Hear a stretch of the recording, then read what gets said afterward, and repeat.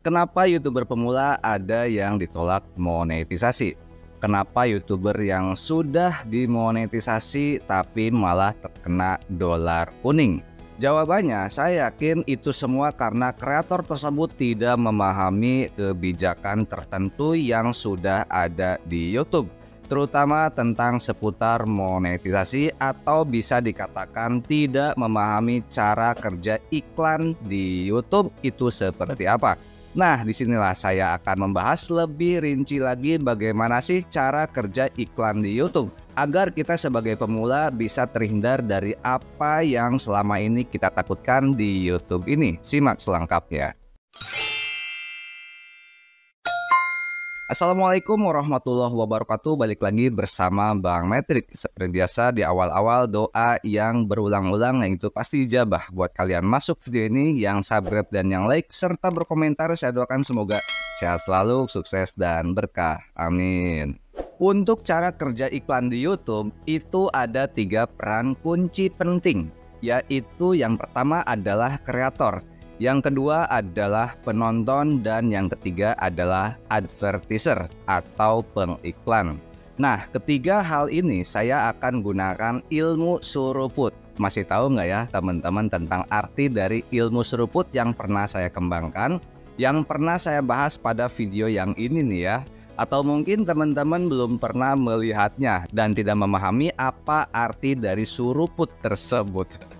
Oke, ilmu suruput yang dimaksud itu adalah suatu runtunan input dan output. Nah, nyambung juga ya, suruput yang biasa kita suruput gitu ya, tapi ini menjadi ilmu. Oke, jadi seperti ini. Dari ketiga kunci monetisasi yang saya sebut tadi, yang itu ada kreator, penonton, dan juga pengiklan, itu adalah seperti ini ya. Cuan itu tidak akan muncul jika tidak ada pengiklan. Lalu pengiklan tidak akan ada jika tidak ada penonton. Dan penonton tidak akan ada jika tidak ada kreator. Dan itu semua benar sekali ya, karena jika tidak ada kreator, maka apa yang akan ditonton oleh penonton?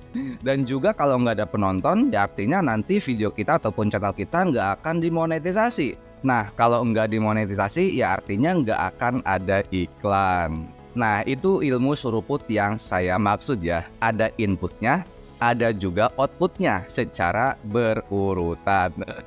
Nyambung ya, suruput. Mana suruput saya lah. Kita suruput seetik banyak. Aduh, ya kangen mungkin nggak suruput. Suruput seetik banyak. Bareng ya. 1, 2, 3. Bismillahirrahmanirrahim. Mantul. Nah, iyanya lamun hasil suruput manut tadi mas suruput ilmu suatu runtunan input dan output.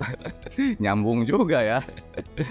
Nah, selanjutnya di sini posisi kita kan di sini sebagai kreator, yang dimana di sini kita harus bisa memahami kebutuhan penonton dan juga pengiklan. Kalau tentang kita memahami kebutuhan penonton, hal itu sudah banyak sekali saya bahas, yang tentang gimana cara mendapatkan penonton di YouTube ini. Untuk lebih jelasnya nanti teman-teman lihat saja pada video ini ya, atau klik saja di pojok kanan atas, atau linknya sudah saya siapkan pada deskripsi video ini. Nah, di sini saya akan lebih jelaskan lagi tentang kita sebagai kreator harus memahami kebutuhan pengiklan. Di YouTube bahwasanya itu ada yang namanya pedoman konten yang cocok untuk pengiklan, yang diantaranya sebagai berikut: kata-kata tidak sopan, kekerasan, konten khusus dewasa, konten yang mengerikan, dan yang lainnya. Lalu kenapa sih hal-hal yang tadi disebut harus dihindari? Bukannya pengiklan itu tidak akan paham di video mana iklan dia itu ditimbulkan? Bukankah sebuah brand iklan itu disetting otomatis oleh si YouTube? Ya, benar sekali. Untuk iklan itu disetting otomatis oleh si YouTube. Akan tetapi disinilah YouTube bekerja untuk selalu membantu menjaga platform YouTube ini agar tetap menjadi komunitas yang baik bagi para penonton, kreator, dan juga pengiklan. Karena seperti ini, apa jadinya jika sebuah brand iklan ditempatkan pada konten yang mungkin isinya tentang kekerasan ataupun konten yang mengerikan? Nah, hal itu pasti menjadi citra buruk bagi brand tersebut.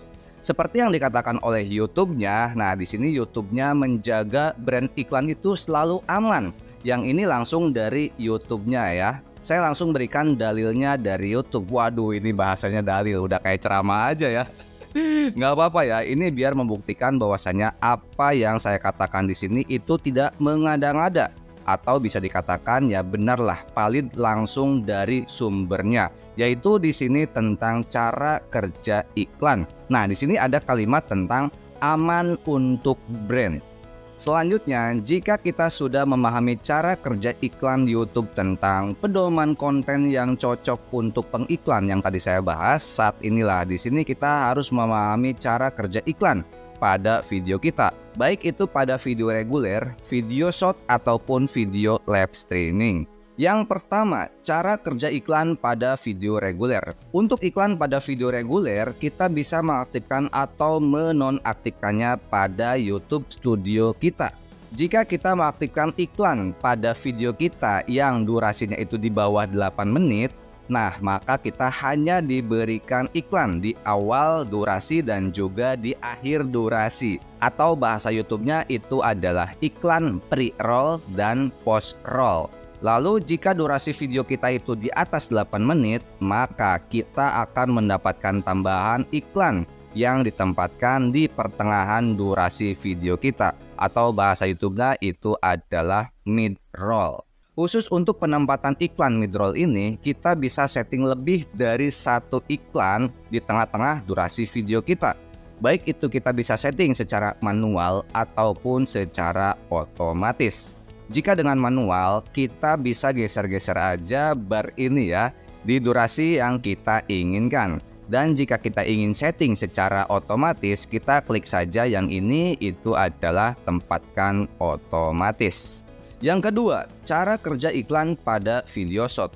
Untuk iklan pada video short ini sangat-sangat berbeda seperti video reguler atau video panjang ya. Yaitu bedanya tidak ada settingan seperti halnya iklan pre-roll, mid-roll, ataupun post-roll.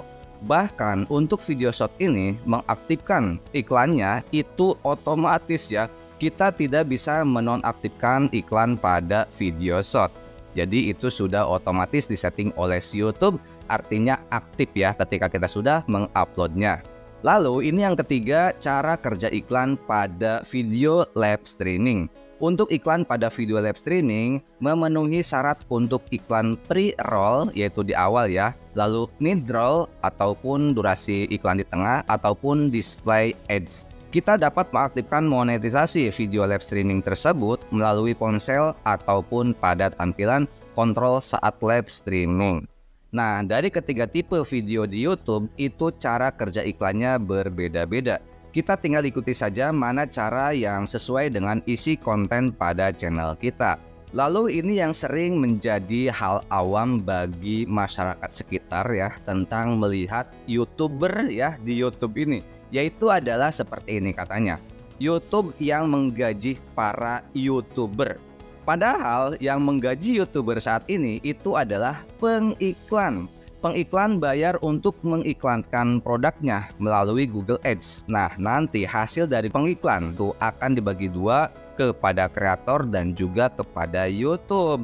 Untuk pembagiannya 45% bagi YouTube dan 55% bagi kreator. Ini untuk video reguler. Nah, kalau untuk video short itu beda lagi ataupun kebalikannya. 55% untuk YouTube dan 45% untuk kreatornya. Nah, tadi ada kalimat yang disebut yaitu Google Ads. Mungkin para YouTuber pemula di sini itu banyak sekali yang salah kaprah tentang yang namanya Google Ads dan juga Google AdSense. Nah, itu kedua hal tersebut sangat-sangatlah berbeda ya. Jangan sampai ketika teman-teman sudah masuk ke dunia YouTube tapi masih tidak paham tentang arti dari Google Ads. Nantinya memalukan ya. Kita gajian dari Google Ads loh. Waduh, bahaya banget kalau kita bilang seperti itu ya. Nah, untuk lebih jelasnya tentang Google Ads, teman-teman lihat saja pada video yang di sini ya. Langsung saja klik di sini ya. Terima kasih, semoga hal ini tentang cara kerja iklan di YouTube itu bisa bermanfaat buat teman-teman dan juga teman-teman bisa mulus lolos monetisasinya. Amin. Terima kasih dari saya, sampai jumpa di konten-konten selanjutnya.